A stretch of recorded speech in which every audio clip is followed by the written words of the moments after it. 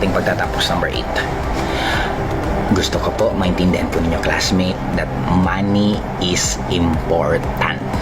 Napaka-importante po ng pera, at dapat ang maisip nyo at maintindihan nyo that money is just like an oxygen. Napaka-ipokrito po ng mga tao na nagsasabi na hindi po importante ang pera, at even minsan mga religious sector, they keep on telling yung mga tao nila na hindi importante ang pera kasi hindi mo naman madadala yung pera sa langit. But on reality, bakit sila mismo nanghihingi ng pera? Di ba, always remember this, walang organization na tatakbo kung walang perang involved. Lahat ng organization, religious sector, politician, businesses, hindi po yung tatakbo kung wala po yan pera. Kaya pera itself, dapat maintindihan mo natin na importante.